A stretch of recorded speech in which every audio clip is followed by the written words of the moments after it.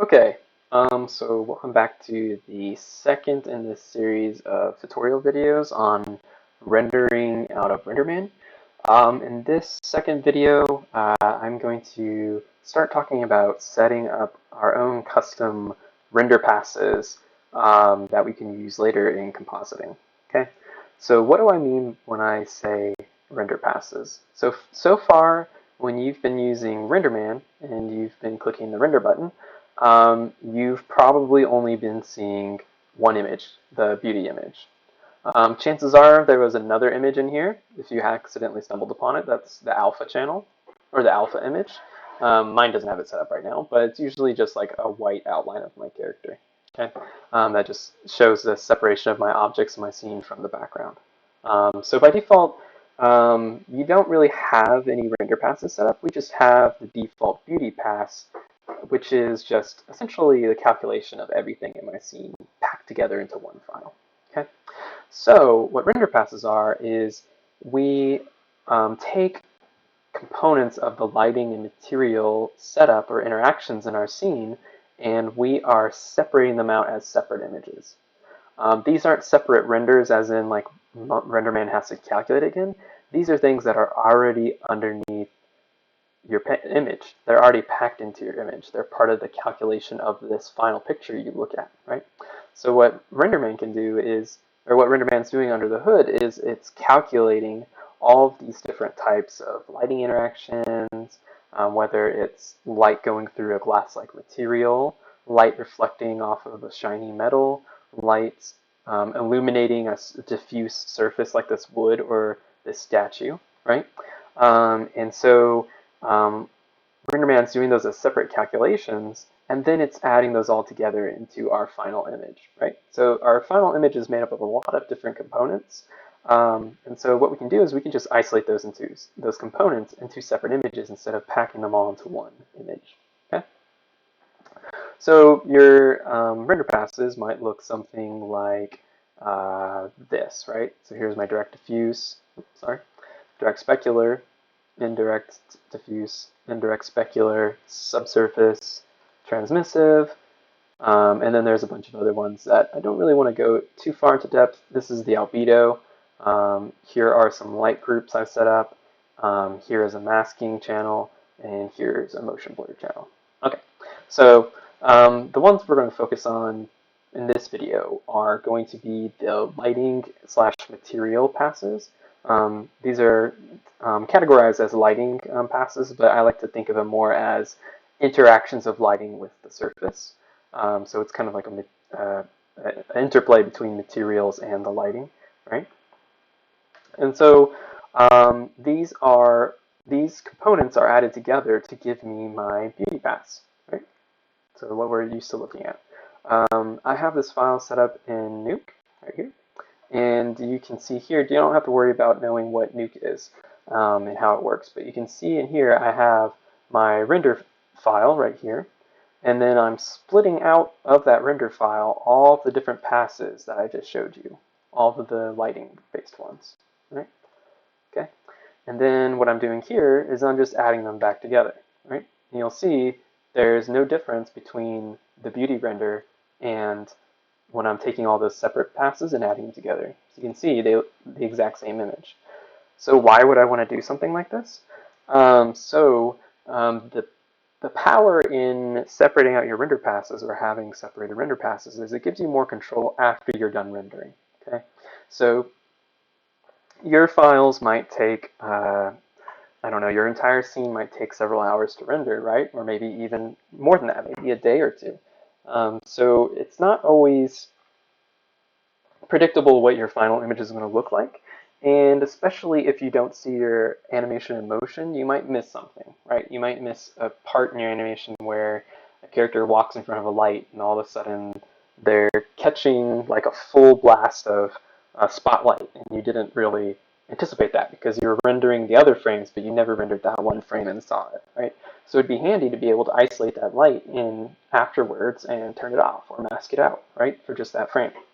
Other times you might have an art director or just you, the artist yourself. You might be wanting to do some tweaks to the lighting and the color just to kind of fix it up, right? And just play around with it without having to wait on renders. And then other times there's just some stuff that you can't really do easily inside of RenderMan and Maya that you can do more easily in Post or in the compositing step. Okay, so here's a really basic setup I have. So like I just said, I'm separating out all of my passes, my basic lighting passes, right? And then I'm combining them all together to get my final image, right? So because I did this, I can actually start adding corrections in between those separate passes and merging them together into one image. So here I have a color correct node, which is just going to let me change the values of one of these passes. So I'm going to be taking my direct specular pass, which is essentially the reflections or shininess of my objects, right? And I'm going to be isolating it for this character right here. So I brought in a mask as well. That is a separate render pass. And I went ahead and masked out the character, right? So what I'm going to do here is I'm going to be adjusting the specular or reflectance or shininess, however you want to think of it, of my character's materials, and I'm masking it out just for this character. Okay? So I'm just going to go into my color correct, and I'm going to play with the game. So you can see here, I can turn on and off the reflectance or the shininess of my character, technically called the specular pass. This is the direct specular pass. And I can just turn that off and on. I can change its color. I can do pretty much anything because now I have control over this pass, right? And so normally if I wanted to do something like that, if someone was like, whoa, whoa, whoa, the character's way too shiny in this render, we got to pull it back, right? If you guys send off your final renders and you got your renders back, you're kind of, out of luck because you can't go back and send off another render to the render farm, right? You could, but you just might be running out of time. So because I have this separated out, I can be like, oh, you think the character's too shiny, huh? I can just go ahead and bring down this pass and make her a little less shiny, right? That's one example of what you can do with it. Here's another example. Over here I have, instead of doing the separate material and lighting passes, so the interactions between the materials and the lights, over here I'm doing render passes that are just based solely on which light is turned on. So in this one right here, we have my environment light. So this is all my lighting from my environment light. Here's all my lighting from my key or top light. And here's all my lighting from my rim or backlight. And then this is just for the emissive object that's in the back, right? So again, I'm combining these all together. You can see the value slightly off, which is just, it has to do with how those render passes have been separated out because this object right here is emitting light and it's hard to isolate that light that it's giving off. So each of these passes has a little bit of that pink lighting from that ring, even though technically it's only supposed to be pulling the light from the light source. So just ignore that part. So even though these are slightly different, you can see when I add them together, for the most part, all the lighting structure is exactly the same. Okay. So here I'm taking this top key light, and again I'm using a color correct node to make it brighter and darker. And so you can see here it's almost as if I went into RenderMan and I was actually tweaking the values of the lights, right? So I can just come in here and let's make sure I have the right node. Okay, and you can see I can actually literally turn that node off. See, right? It's like as if I'm turning that light up and down, right? Do you guys see that? I don't know why I'm asking you guys. You guys can't respond.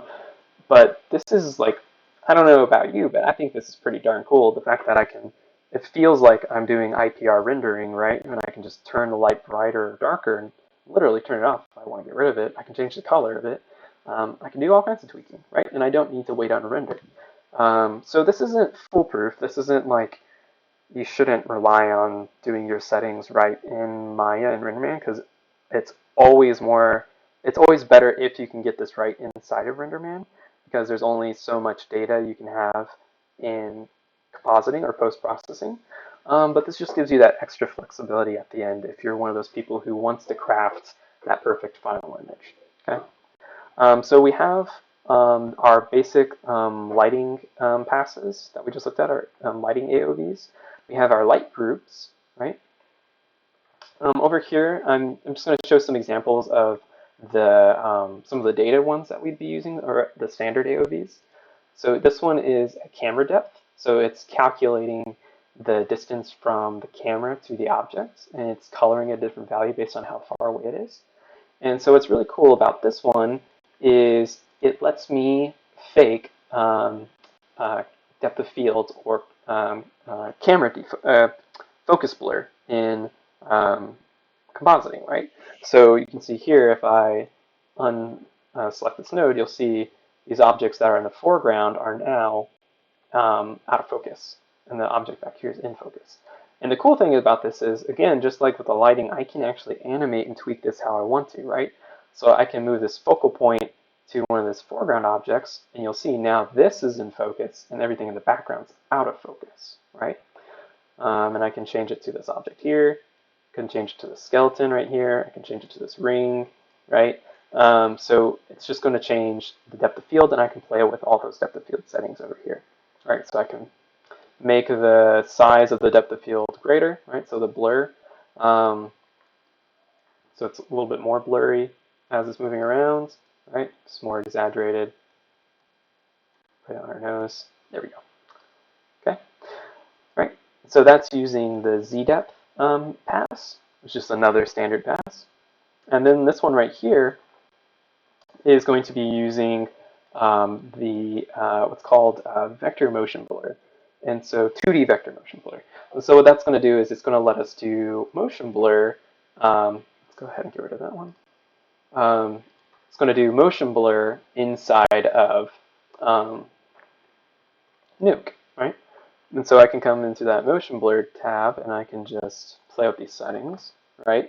And so I can increase and decrease the motion blur and do that inside of my post-process, or in my compositing software, right? And that node looks something like this. Let's go to DPD time, and let's just plug that into the colors. There we go. Right. And so this is just RenderMan's just rendering out a colored image that's saying which direction the object is going to move in the next frame and how fast it's going. And so it's using that information to get information of how to blur my object based on its motion. Right? Let's set that back to 2000. Right. And I can crank this up to 8000 just to kind of exaggerate it. Whoa, spooky. Yeah, so it's all of these different passes just give me more control in compositing without having to re-render out my file, right? So if you set up the depth of field in your camera and you render with depth of field on, right? So it's baked into your image in RenderMan. If anything happens to be out of focus, then you can't really go back to that, right? Because it's baked into the image. But if you do it in compositing, the advantage is that now I can animate that depth of field as you guys were able to see earlier, right? I can actually animate this inside of Nuke, and then and I can tweak the settings and I can get it just right, right? The other things that are useful for render passes, the other types of render passes you might want are masks or matte IDs. So these let us essentially isolate objects without having to draw out or roto out masks like you would in After Effects or something like that with like a roto brush. You can still do roto masks inside of Nuke, but by rendering out a mask path, it gives us a really quick and easy mask of our 3D object. That makes it easier for us to tweak things. Okay, so all that out of the way, this is just kind of giving you guys a taste of why we might do something, want to use these passes, right? And we'll get into how to use this stuff in Nuke later, but we're going to go back into RenderMan, and we're going to look at how to set that up, okay?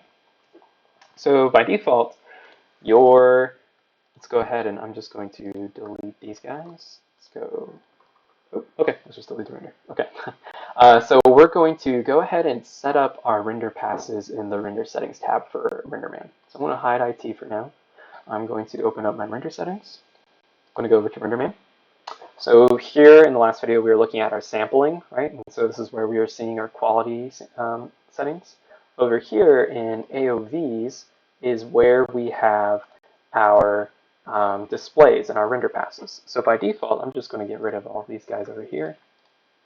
Okay, so by default, you'll usually just have beauty, and it has by default two passes in it. CI, which is essentially all the color and lighting information in your scene. So this is like a normal beauty render. And then A, which is alpha, and that's going to be the transparency or the isolation of your character objects from the background. And when I say background, I don't mean background objects. I mean the part of your scene where you don't have any objects. So in my case, I don't have anything in my scene besides my objects. And so everything around my characters or around my assets are essentially isolated as black. Okay. So here I have my beauty render, and it still has my, I think this is just a glitch in my current version. So it's still showing my vector motion blur.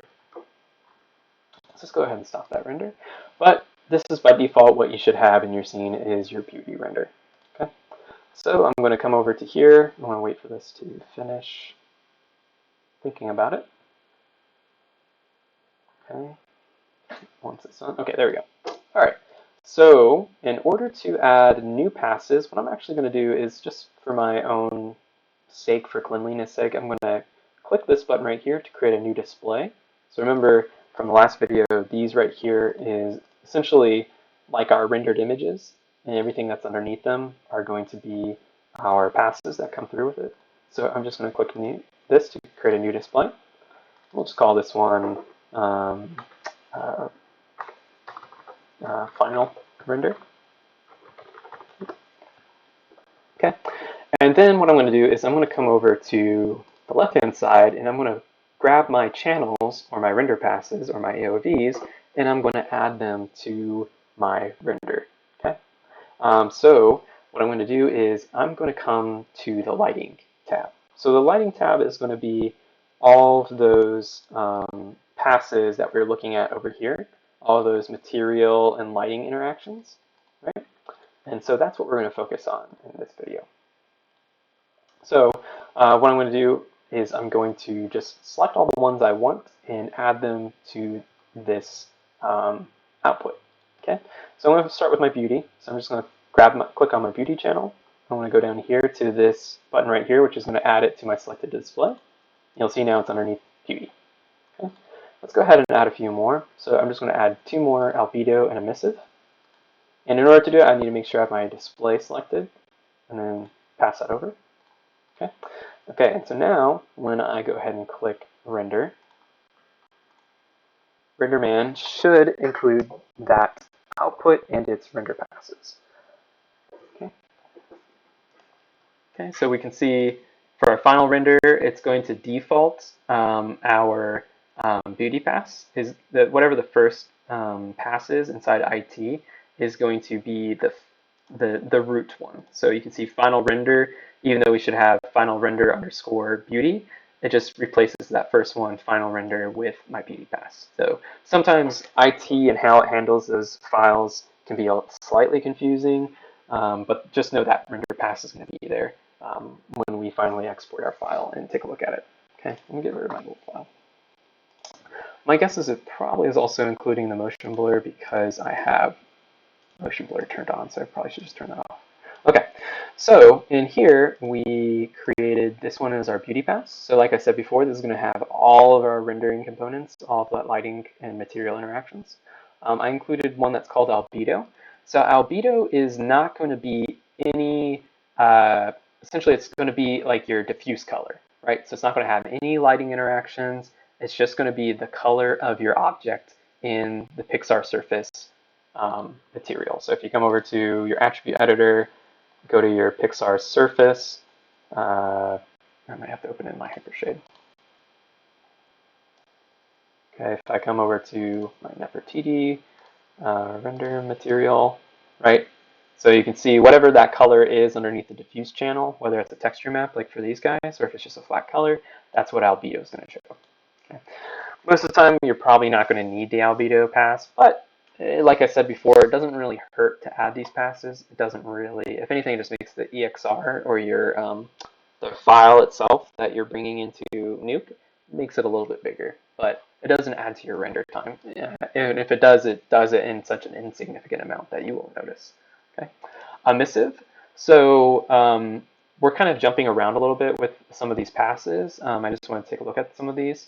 But yeah, let's go ahead and talk about this. So emissive is essentially any object or any material that has a glow attribute. So on this ring right here, I have down under glow, I've turned the glow on, right? So it's going to act like a light source. And so it's going to, objects that are nearby are going to be lit by it. So the emissive pass is going to show those objects that have a glow or emissive pass on, okay? Chances are, most of you guys probably don't need it unless you're trying to make something glow in your file and you set up the glow attribute, okay? So albedo and emissive, they're probably not very common ones you're going to be using, but they're there in case we need them for some reason or another. Okay. All right, so let's go back to our settings. Okay, so let's continue going on. So you're going to notice there are some other ones. These are probably more common material attributes you're going to see, which is diffuse, specular, indirect diffuse, indirect specular. And then you have these versions of them that says unoccluded. And let's take a look at what those look like. Let's go ahead and just add direct diffuse, indirect diffuse, unoccluded for now. Generally, you're not going to need the unoccluded pass for any reason, and we shall see why. Oops, I went ahead and rendered from the wrong camera, but that's okay, we can still take a look at this. So for my direct diffuse, that's going to be for my objects that have a diffuse component to them, right? Which is just like your basic color. My emissive object does not have a diffuse on, right? So that's showing up black. And then my metal objects also do not have diffuse. They only have specular. So that's why that golden skeleton is disappearing. But these objects right here in that wooden ball, you can't see it because it's out of camera right now. All these other objects that are non-metal, non-glass, non-emissive, so anything that has this diffuse gain higher than 0, they will show up in this channel. And this is just like your basic shading reflections that you see on most objects, right? What we think of as basic shading of lighting on an object, of wrapping around our object and reflecting light, not the specular shiny part. These are still technically reflections, they're just a certain type of reflections. They're usually categorized either as diffuse or specular. Diffuse reflections scatter a lot, right? And so that's where we get a light source hits the surface and it scatters across the surface and then reflects and scatters.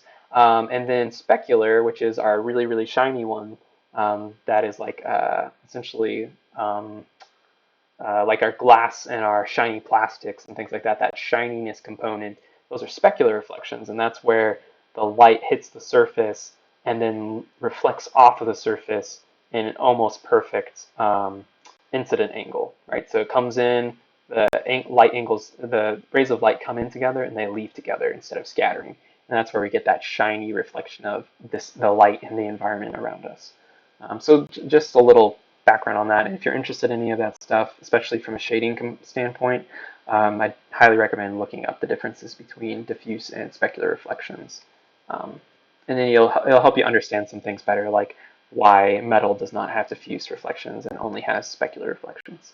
Okay, so anyways, back to this. So we have our direct diffuse pass, and then we have our direct diffuse unoccluded. And you can tell that looks a lot worse.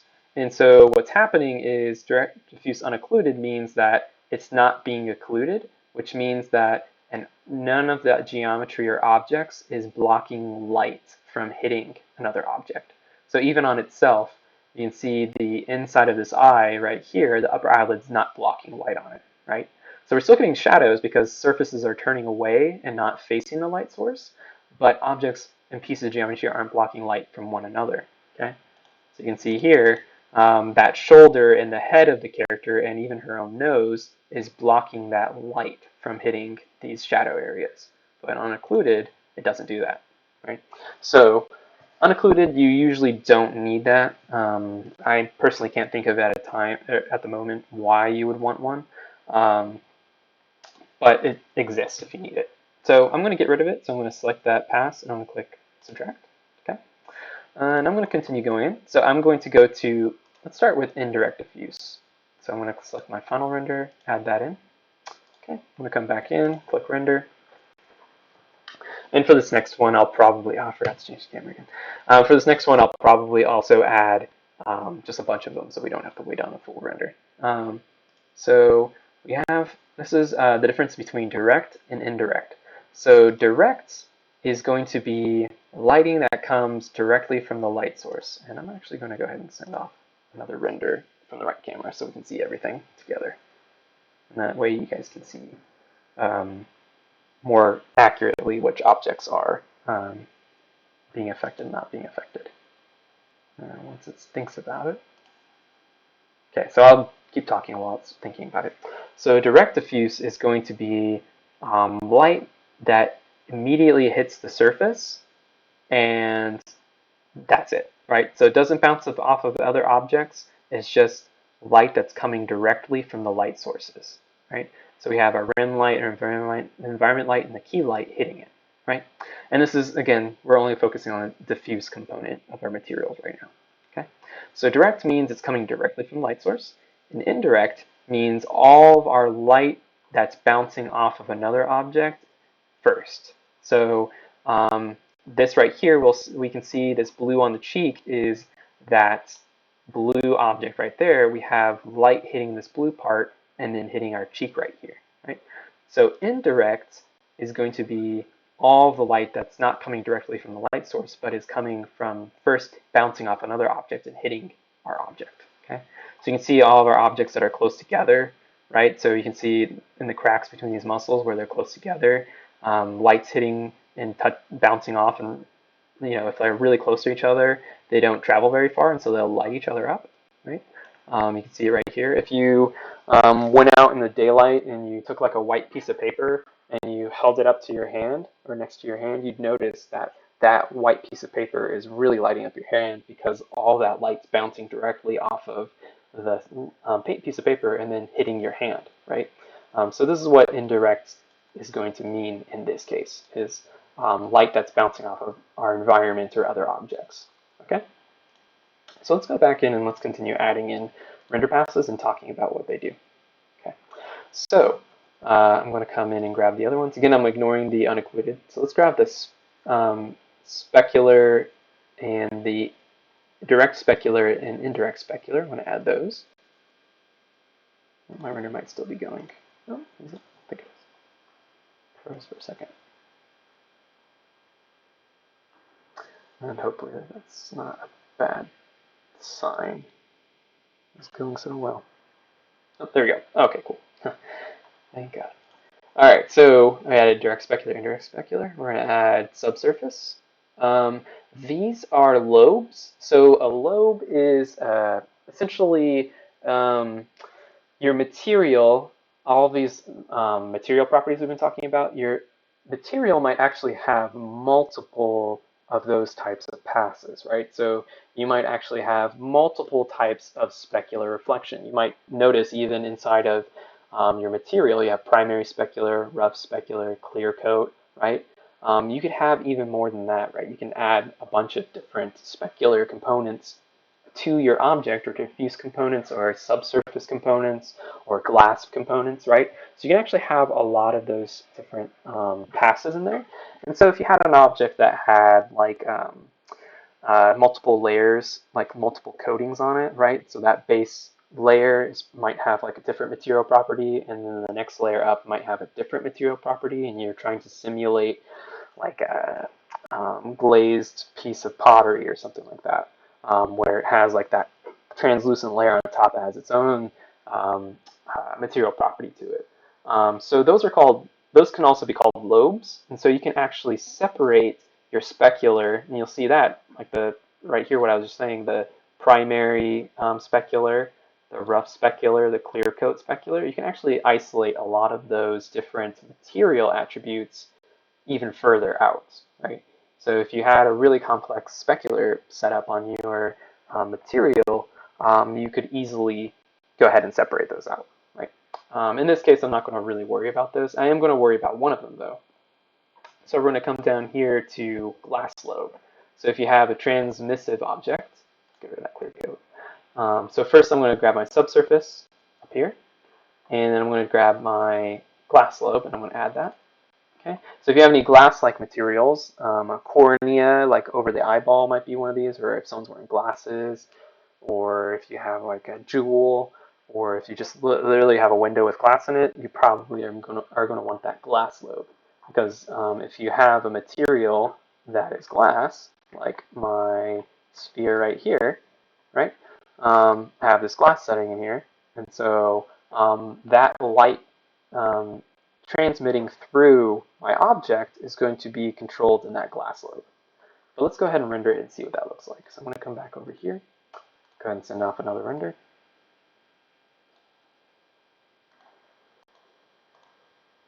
Okay, same render as always, but now we have more passes in here. So we had our albedo, emissive, direct diffuse, indirect diffuse. Let's take a look at direct specular. So direct specular is going to be all of those sharp specular reflections on our object, right? And so that's going to be this material attribute right here, primary specular. And if you have clear coat or rough specular, it's going to be in here too. And I think iridescence and fuzz might also be inside there too, if you're using those attributes as well. Here's where we have our sharper reflections, right? And so we can see our glass objects reflecting our environments. We have specular, all our metals are, unless you've set up metal in like a fakey way, like with like Pixar Disney, most physically based metals are primarily specular reflections and not diffuse reflections. You can see like most other objects like stone and plastic and wood, things like that have both diffuse and specular reflections. So you can see here in the beauty pass, if I go to direct diffuse, the face is being lit up, and if I go to direct specular, the face still also has reflections. So a lot of objects, primarily most objects, have both diffuse and specular reflections, but metal does not. It just has just specular most of the time. Depends on what your settings are like. And what type of metal it is. It could be a roughed up metal, it could be a rusty metal. So, anyways, side note. Okay, so direct specular is going to be those specular reflections or those shiny reflections on our objects, right? Indirect specular, just like indirect diffuse, is going to be the reflections that aren't coming directly from the light source. So remember, direct means straight from the light source. Indirect means it's bouncing off an object first, then hitting it. So you can see here, inside that rib cage, there's a lot of light bouncing around off of itself. So that light comes in, hits these bones in here and picks up that gold color, and then it's reflecting around inside that rib cage, right? You can see on this glass ball, it's reflecting the metal of the skeleton right there. You can see that blue triangle also has a little bit of specular on it, so it's again picking up on in the specular pass on the character. Okay. So that's specular, right? So we have diffuse, which is our kind of like our primary fuzzy, or it's kind of hard to explain, but our primary shading component on most objects, and then direct specular, which is our more reflective or sharp reflective component. Okay. We also have subsurface. So this is a pass that you may or may not have. In my case, I added subsurface scattering to my objects, right? And so you could find that, you'll know if you have it because you probably set it up, but you can just check under the subsurface, and if the gain is higher than 0, that means you're using subsurface scattering. And subsurface scattering is just the effect of light penetrating the surface and picking up color, bouncing around, and coming back out. So things like skin, marble, fruit, a lot of organic things have that translucency to them. Wax, like if you look at a wax candle, you can kind of see through it whenever you light the wick inside of it. And so subsurface is that component. And especially on organic objects, it gives it that extra believability to feeling like it's made of skin or it's a certain type of mineral or material. Okay. And then our last one that we're looking at here is our transmissive glass globe, and inside or glass lobe. So in here is just, I think it was just called, transmissive glass lobe. So this is a transmissive light component, and so transmission is where the light enters one side of the object and exits out the other object. So it travels through the whole object and comes out the other way. And we typically see that in like fluids and glass-like objects, right?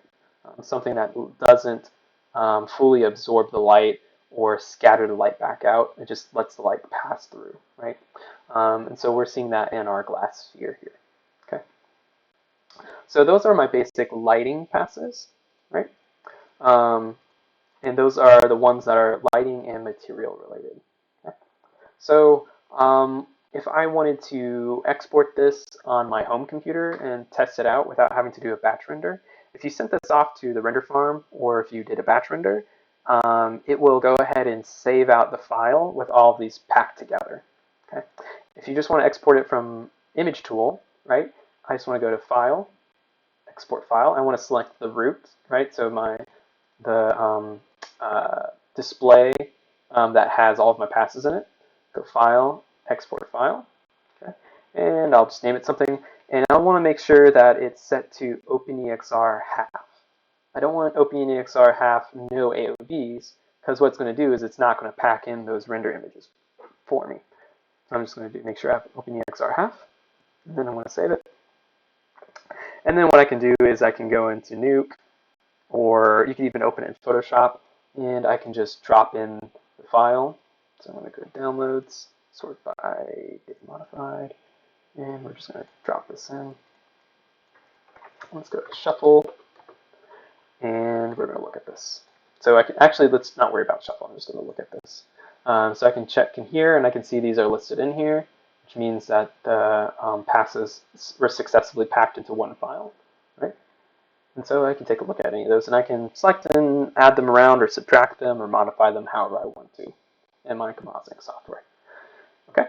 A little bit about OpenEXR. So I think I mentioned this in the previous video, but an OpenEXR file or an EXR file is going to be a file type that lets you pack in multiple images into it. So it's going to be compact and easy for us to use, as opposed to if we wanted to export a JPEG or a PNG or a TIFF, right? Any of those other image file formats aren't going to let you pack in multiple images into one file. You'd have to export separate images for each one of those. So you'd have a bunch of files that you'd have to manage. What's handy about EXR is its portability, is we can put all those passes into one file, and we only have to load in that one file, and inside this file you can see I have all of those different image passes through it. Okay, so I think that's about it for this video right here. What I'm going to do for the next one is going to be setting up light groups. So showing how to use light groups to set up light passes, like you could see over here on this one, right, where we were going ahead and turning off and on lights, right? And then the one after that will be setting up the standard passes that we might need for depth of field and motion blur, and then after that, setting up masks, okay? You don't have to use all of these things. Some of these types of passes you might care more about, some of them you might not care at all about, right? It depends on your team, depends on your lighting artists and what they want to do and how obsessive they are over that final image. Some of these things are for convenience sake, right? So for instance, being more flexible when I'm doing being able to do depth of field inside post rather than having to render out depth of field or even motion blur, right? And some of them are just wanting to have more control in the final image without having to re-render. Okay. So that's about it for this one, is just setting up your display, adding your passes, and then exporting them. The one thing I might not have noticed or mentioned yet, which we might mention later, probably in the light groups one, is underneath here under channel source. This is where you could actually modify in that pass what's being included. And that'll be important in the next one. And you don't really have to worry about this for the most part, but sometimes you might have to. In the root display, the one other thing I'll have to say is just always make sure that your display itself, so the package that has all of your render passes in it, make sure it's set to OpenEXR. Okay? So I think that's about it for this video. So be on the lookout for the next one.